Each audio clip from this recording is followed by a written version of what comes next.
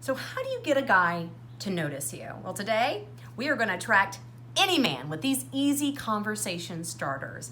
This is a smart girl's guide to getting a guy's attention.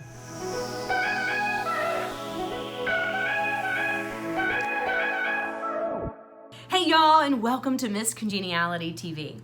I love to live large and inspire smart girls just like you to face their fears and do things that make them feel alive. If you haven't done so yet, go ahead and hit subscribe. As you know, or maybe you don't know, I am not a relationship coach or a marriage therapist or any other kind of guru. I am simply the unofficial love advisor to hundreds of my friends and associates.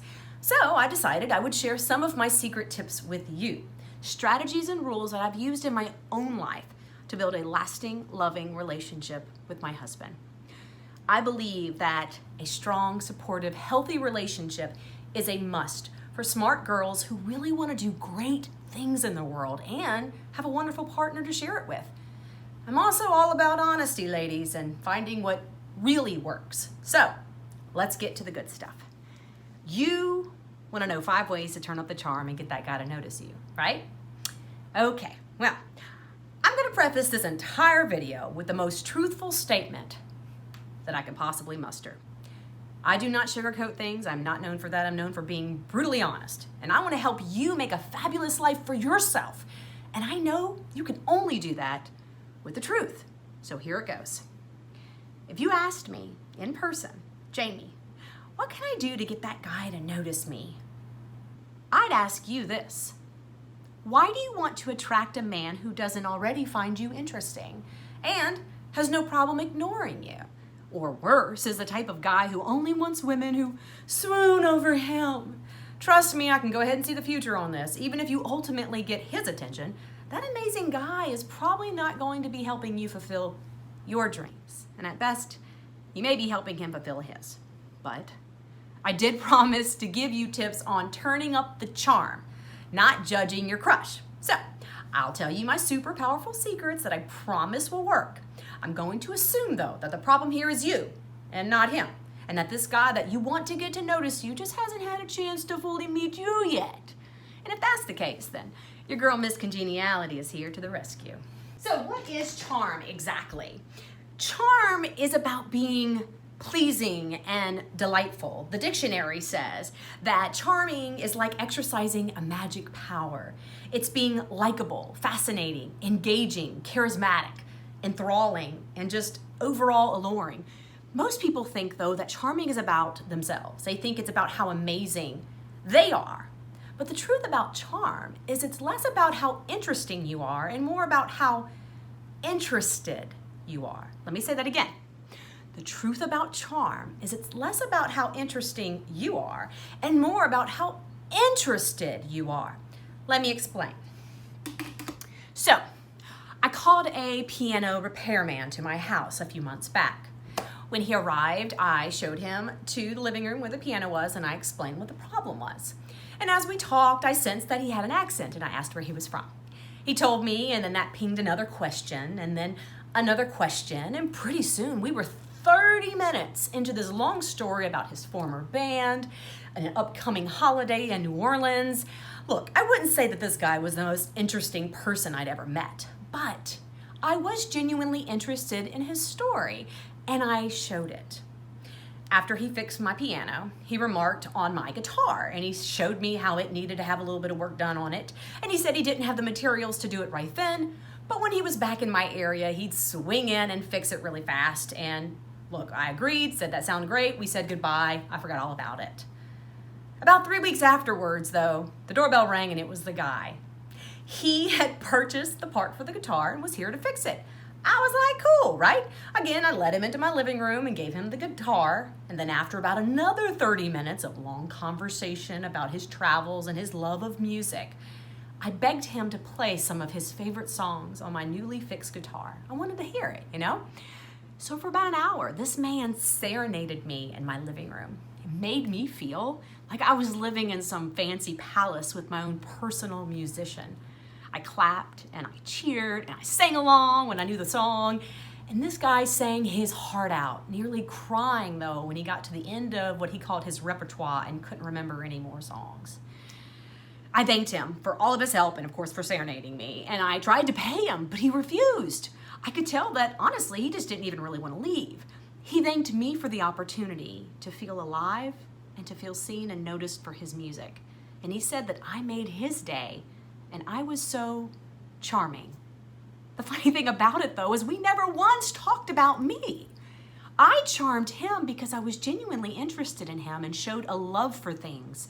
And had I been single, I promise you, ladies, he'd have been begging me for a date. So, if you want to get a guy to notice you, try these 5 proven ways to turn up the charm. Number 1, start a conversation by noticing something about him. It could be his choice of shirt, his fancy shoes, his computer, a haircut, maybe his accent. It could be how calm he looks or how smart he seems, or maybe compliment him on his timeliness or his neat handwriting. It really doesn't matter what you notice, just that it's 100% genuine. People can tell when you are faking interest, so trying to flatter them doesn't do anything. But how does this work? It works because it starts a real conversation. It gets that guy to talk about himself for a moment and to feel like someone has noticed him. And you get to learn something new. Starting a conversation by engaging a person about themselves is 10 times more interesting to that person than starting a conversation talking about yourself and your problems and your day and your blah, blah, blah. Honey, that is so uncharming. Number 2, ask him his name and ask to know how to spell it. This is one of my secrets to success in life in general because it works in any relationship, not just with men, but it works extremely well if you're trying to get this guy to notice you. Ask him his name and then ask how it's spelled and make a point of remembering it so that the next time you happen to bump into him, you can catch eyes with him and say confidently, "Hey Aaron," with 2 A's, "how are you today?" That'll force him to have to remember your name. Do take note, ladies, if he does not ask you your name and does not ask you how to spell it. It doesn't mean that he's a bad guy. It just means that maybe he's not as interested in you as you are in him. Number 3, smile. Really big, cheesy smiles. This tells him that you are happy, you are open, you are joyful, you are a pleasure to be around. And people like to be around happy people. So smile. I don't care what your teeth look like. Smile. I don't care if you get wrinkles all around your eyes. Smile. Unless what he says is not funny. Do not smile if you feel icky around him. If he makes you feel stupid or bad in any way, do not smile. In fact, frown. Tell him that doesn't make you happy and walk away. This doesn't mean that he's a bad guy now. This just means that he's probably not a good match for you, despite how interested you think you are in him. Now, don't get me wrong. Being charming is not about being happy all the time. It's about being yourself all of the time. And people who are true to themselves tend to be happier people. If you find that you frown a lot for no reason or you complain a lot, you might want to work on spontaneous smiling and finding things that warm your heart and make you happy. This brings us to number 4. Talk about what you love, what turns you on, what lights your passion and your fire, and what makes you feel alive. Women who focus on their joy tend to attract others to them. Women who complain and talk about how horrible things are tend to push others away, really. So when you're in a conversation with this lucky guy, first ask him about himself and listen, and then make references to things that you love. Like if you're in a cafe, remark on the decor that attracts you, or the music that you like, or the smells of coffee or the flowers outside. Look around and find something to praise and compliment, and do this out loud. This forces him and others around to stop and notice it too. It shows that you are truly engaged in the world around you and that you're seeking pleasure out of things, not just a man. This also makes you both intriguing and safe, because charming women are not clingy women. They're women of the world. And don't forget to take note if he engages you on your interests, ladies, and asks you questions about yourself. Because remember, the lack doesn't necessarily make him a bad guy. if he doesn't care about what you like, maybe he's just not as interested in you as you would like or need him to be. Which brings us to number 5. Always leave room for mystery. A charming woman has things to go or places to go, things to do, people to meet, and way too many stories to tell in one sitting. Do not, and I repeat, do not tell your entire life story in a day, in a week, in a month, or even in 10 years. Nobody needs to fully understand your upbringing and your first marriage and your complicated birth or your bout with acne as a teenager in the first sitting. And of course, that won't happen if you're doing number 1 on the list, right? And actually asking questions and learning about him and other people for that matter. You really want him to yearn to know you more, not to yearn for you to shut up. You want him to beg you for your number, not beg you to leave him alone. You want him to feel so good when he's in your presence that no one else on the face of the earth has ever made him feel so seen and so heard and so well. Interesting. The goal of being charming, though, ladies, is not to flutter around some guy for days on end so he'll pay attention to you.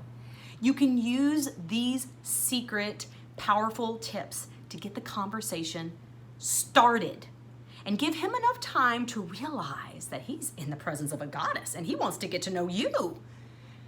But promise me that you will commit these 5 tips to memory and use them on lots of people, not just this one guy in your eyes right now. And comment below your promise to use these proven steps on your friends, your clients, your coworkers, even at networking events. You can use it at church. The more you practice being charming, the more you'll realize that charm is less about how interesting you are and more about how interested you are. You may also find that once you have his attention, he's not really as interesting as you'd hoped he would be. That tends to happen when people aren't as charming to you as you are to them. And don't be surprised if the roles reverse and all of a sudden he is suddenly into you because you just paid him so much attention. Charming people have that problem a lot. Get used to it. It's better than the opposite. I told you this was my proven secret sauce that works.